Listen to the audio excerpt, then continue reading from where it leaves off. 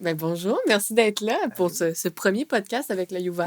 On va se faire une petite présentation. Moi, c'est Catherine, je suis secrétaire au FTMQ, puis je vais vous laisser vous présenter vous-même, ainsi que certainement. votre Ben projet. oui, moi je m'appelle Simon Fréchette-Daou, je suis co-directeur artistique du Théâtre de l'Œil ouvert. Je suis également comédien, auteur, chanteur, artiste, tout ça. Quand même!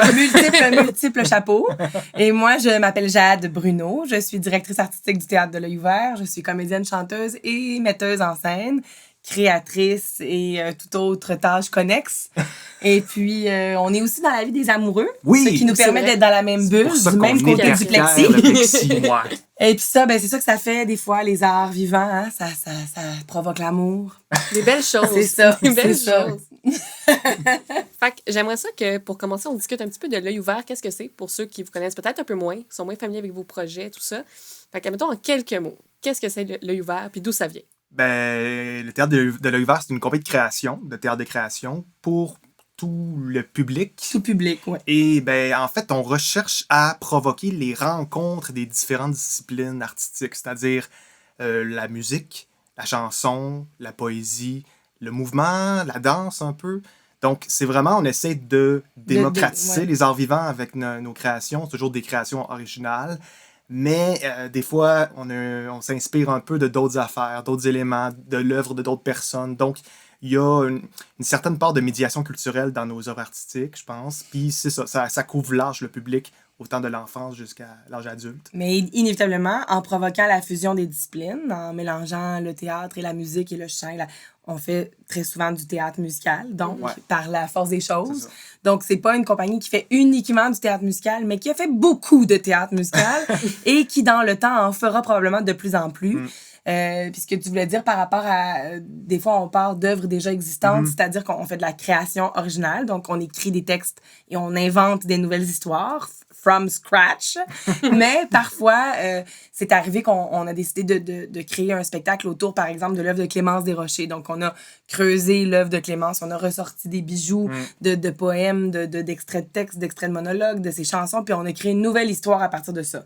Donc, ça reste de la création originale, mais inspirée de parfois, comme dans cet exemple-là, de quelque chose qui existe, mais c'est pas nécessairement une spécificité qu'on a développée non plus. C'est pas nécessairement que ça qu'on fait. Je dirais que la signature spéciale de l'œil ouvert, c'est surtout de démocratiser les arts vivants par le biais de la médiation culturelle à travers la création théâtrale originale qui propose une fusion des différentes formes d'art, donc théâtre, chant, danse. C'est comme vraiment un projet, en fait, qui nécessite une communauté, puis Oui. qui en crée une aussi, je pense. Oui, je Ouais. pense que oui, mais je pense qu'on l'a appris sur le tard, ça.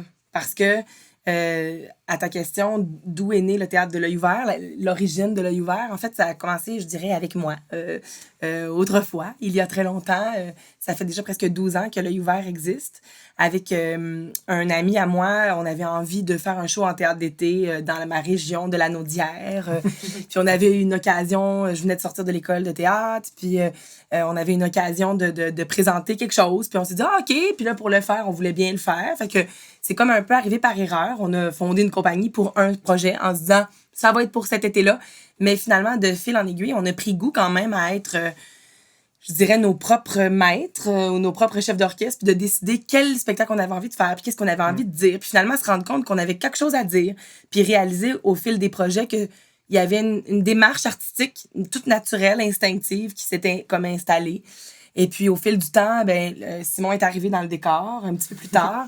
Simon, c'était mon meilleur ami de toujours. Eh oui. On était des amis bien avant d'être des amoureux.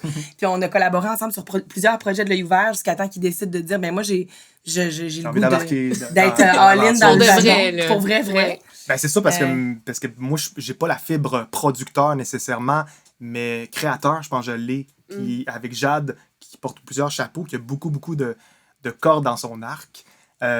C'est une belle équipe. Puis on a les collaborateurs aussi qui sont autour de nous. C'est souvent les mêmes. Fait que ça crée vraiment une famille.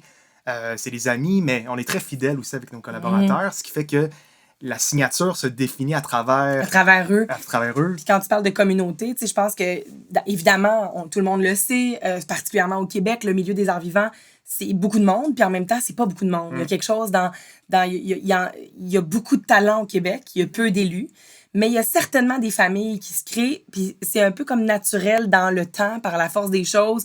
À un moment donné, on se trouve dans la foule. des fois par le style artistique, mais aussi des fois juste par nos méthodes de travail ou nos personnalités, bien sûr. On se fait des amis, puis on a toujours eu nos carrières de comédiens on the side. On n'était pas toute la vie temps plein dans l'œil ouvert. On travaillait chacun de notre côté. Et puis, au fil du temps, il y a des gens qui ont quitté, il y a des gens qui ont embarqué dans le bateau de l'œil ouvert. Puis, ça a pris beaucoup d'expansion, un peu comme...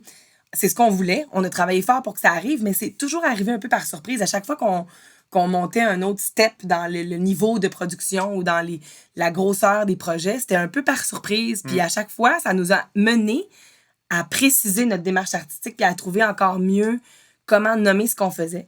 Et ça nous a mené au fil du temps à Pointe-aux-Trembles, qui c'était pas du tout prévu. On était une compagnie de création artistique parmi tant d'autres dans l'île de Montréal. Et puis là, un jour, on est devenus des amoureux. Un jour, on a décidé de s'acheter une maison. On s'est acheté une maison à Pointe-aux-Trembles contre toute attente. C'était pas du tout le but. Tout s'est fait tout seul, on dirait. Ben oui, puis on dirait que les étoiles se sont alignées. Puis dans l'est de Montréal, l'arrondissement de Rivière-des-Prairies, Pointe-aux-Trembles est un des plus grands arrondissements de l'île de Montréal. Il y a beaucoup de monde, c'est un grand territoire et il y a très peu d'offres culturelles, il y a très peu de lieux de rencontre et c'est pas vrai que là-bas, les gens ont pas envie d'avoir de la culture. Non, c'est ça. Donc, nous, on est arrivés là, puis on est allé cogner à la porte de la Maison de la Culture un peu par hasard, en se présentant, en disant bonjour, quels sont les spectacles présentés ici, ça nous intéresse. Et rapidement, il y a eu un déclic avec l'équipe culturelle en place, puis on est devenu la compagnie résidente de la Maison de la Culture. Et ça, c'est sûr que ça nous a un peu propulsé d'une certaine façon parce qu'on a eu un lieu à nous, dans lequel mais à nous, pas à nous. En fait, mais... c'est un lieu où on peut créer, on peut partir Comme nos une productions. Maison. Puis, on lit tout le temps ça avec la médiation artistique, avec les écoles secondaires, les élèves du primaire. Bref, c'est une belle plateforme pour créer, pour développer nos productions. Puis avec du monde qui croit en nous, tu sais, parce que là, c'est l'équipe culture, mais là, après, c'est les citoyens, puis après, c'est l'équipe de la ville, tu sais. Donc, on crée un sentiment d'appartenance sur le territoire avec nos créations, ce qui fait que ça profite tout le monde, tu sais. Puis, ça fait du bien parce que ça donne un petit sentiment un peu de village, tu sais, en quelque sorte. On dirait que c'est le fun parce que là, les commerçants nous connaissent aussi. Puis là, on peut faire des collaborations. Il y a quelque chose qui devient beaucoup plus tentaculaire. Ça devient comme un petit peu plus grand que juste créer un spectacle puis dire on va le jouer là, puis c'est tout. Tu sais, des fois, les arts vivants, c'est très éphémère. Hein? On crée un show, on le joue, puis c'est fini le lendemain. Dans le sens que... Puis là, nous... de s'ancrer comme dans une espèce de roue qui tourne, de dire, quand on part un projet, on l'ancre avec la médiation culturelle, on rencontre des citoyens, des élèves, on prépare des dossiers pédagogiques, on démocratise les arts vivants. Proche de votre public. C'est comme nouveau. C'est arrivé, c'était pas, au départ, c'était pas dans nos aspirations nécessairement, mais c'est comme si en le faisant, on a réalisé à quel point c'était riche. Puis que la culture, je trouve que c'est la meilleure façon de rassembler les gens, c'est par la culture. Ça brise l'isolement, ça rassemble les gens. Puis nous, on aime ça aussi, justement, ce qu'on fait en ce moment, de parler, communiquer ça. On pourrait faire ça pendant des heures. Fait que, tu sais, si on peut le faire via nos projets, c'est le meilleur des mondes. Là, moi, je suis convaincue. Puis on y reviendra sûrement plus tard. Là. Je suis certaine que tu as plein de questions. On parle trop déjà. Mais... Non, mais c'est super intéressant. J'ai pas de questions à poser. Vous partez. Mais je suis certaine que... Puis ça, c'est vraiment une affaire d'idéologie ou de vision de la vie. Là. Bon, attention, je vais sortir mes grandes phrases. Les grands mots, là. Moi, je suis convaincue qu'en 2021, ce qui peut nous sauver là, en tant que société, c'est la culture. Je suis certaine de ça parce que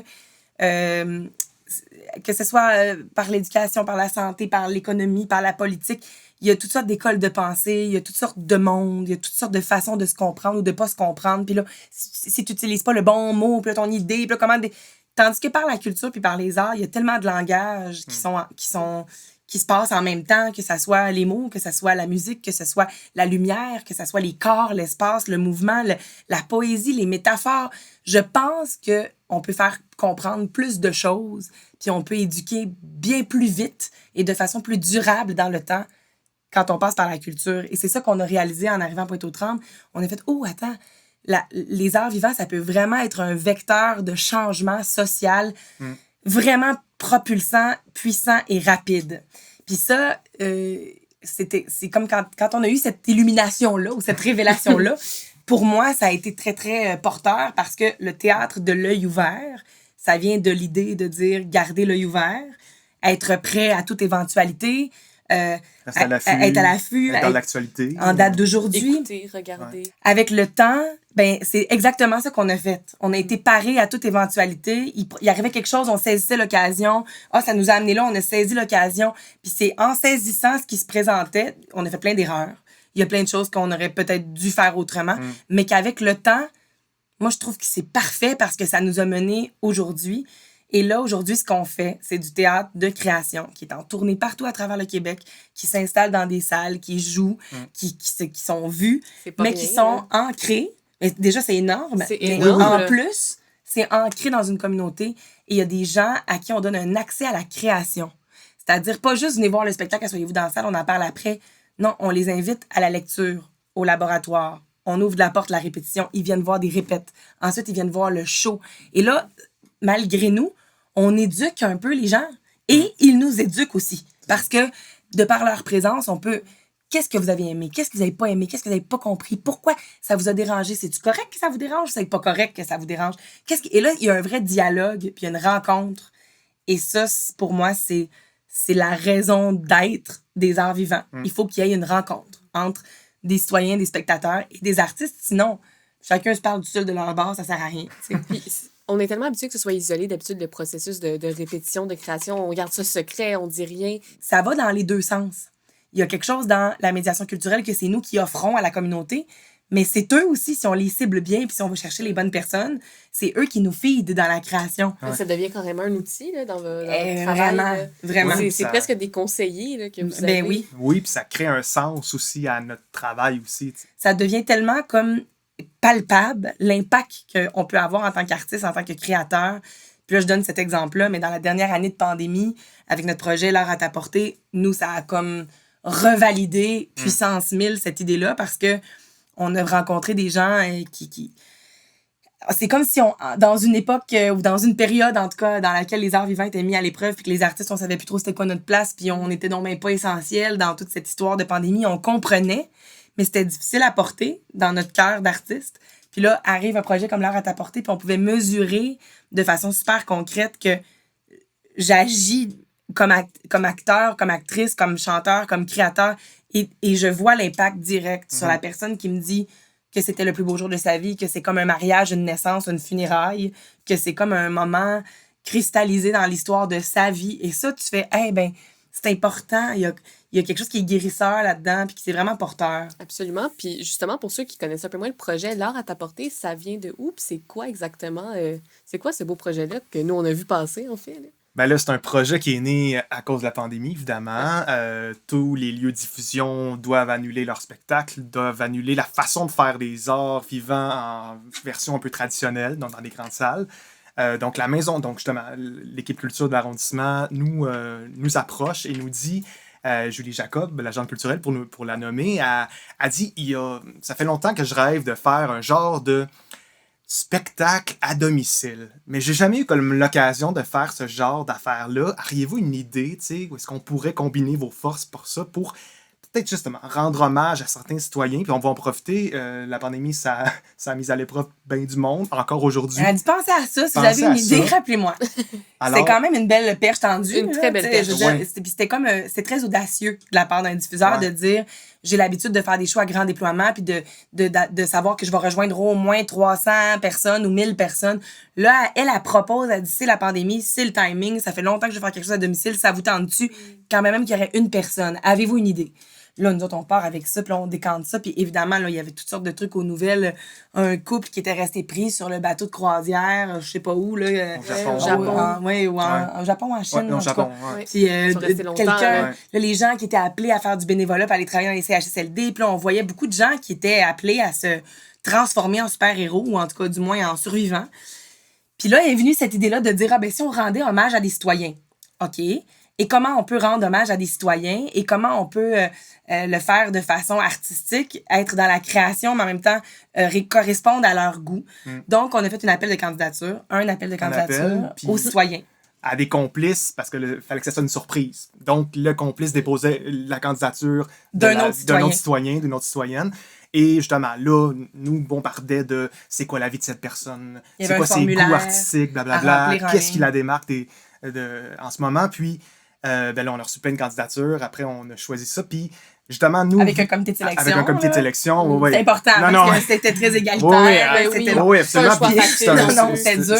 Justement, c'est en collaboration avec l'arrondissement, justement, donc... On aurait pu rendre... C'est ce qu'on a réalisé, à quel point il y a des gens formidables. On aurait pu faire des hommages à toute la rue au complet, à tout le quartier. Ouais.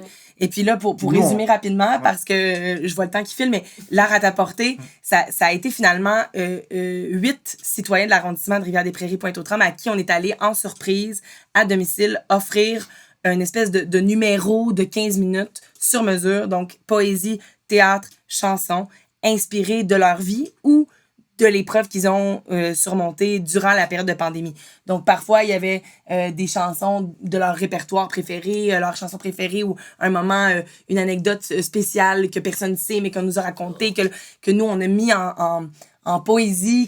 Et c'était comme un mélange de surprise avec faire œuvre utile, avec en direct de l'univers, avec...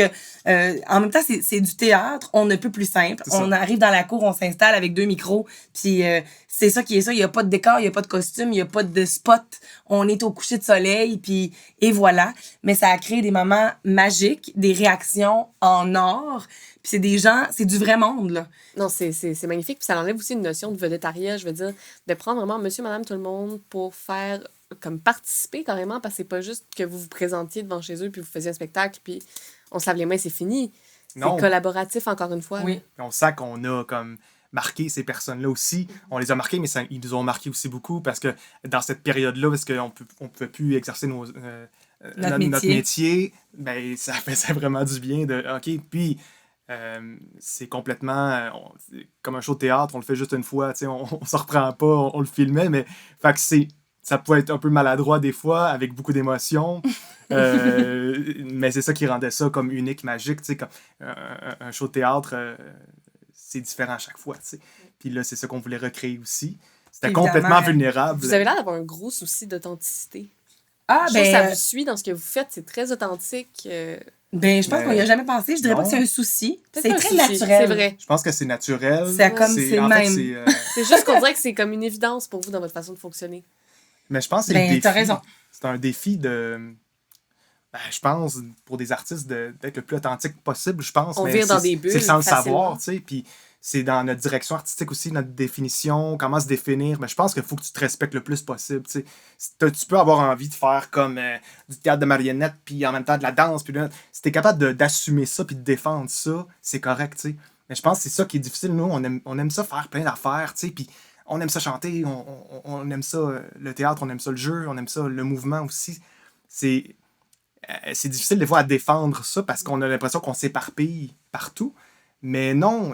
Ça peut avoir l'air très gourmand de faire toutes sortes de formes d'art, mais je pense que nous, avec le temps, puis là, on arrive dans notre 12e année d'existence, je pense que c'est ce qui a défini en bout de ligne notre spécificité. Au départ, ça peut être, mais qu'est-ce qu'ils font eux autres finalement? Ils font du théâtre musical, ils font de l'humour, ils font du théâtre d'été, ils font du théâtre pour enfants, qu'est-ce qu'ils font? Fait qu'au départ, c'était un peu ça, puis c'était confrontant pour nous. Mais je pense qu'au fil du temps, ça s'est défini, et c'est ça qui a créé notre signature artistique en tant que compagnie de création, mais aussi d'une certaine façon, nous, en tant qu'interprètes, et certainement moi, en tant que metteuse en scène, parce que dans la façon aussi de présenter les spectacles sur scène, il y a quelque chose qui s'est peaufiné au fil du temps. Il y a une signature artistique dans l'espace, puis dans la poésie de l'image. Et puis, je pense que ça nous a servi d'avoir une tête de cochon, puis de pas démordre de cette volonté-là de faire toutes ces choses qui nous rendent heureux et dans lesquelles on fait bien, on le fait bien, et ça part toujours de la bonne place. Puis je pense qu'il y a toutes sortes d'artistes, il y a toutes sortes de volontés, il y a toutes sortes de moteurs qui propulsent, mais nous, aussi quétaine ça peut paraître, notre moteur, c'est de changer le monde. C'est super quétaine et cliché, mais c'est vrai. Une personne à la fois, un spectacle à la fois, et c'est ça qui est ça. C'est beau, ça. C'est un beau pitch.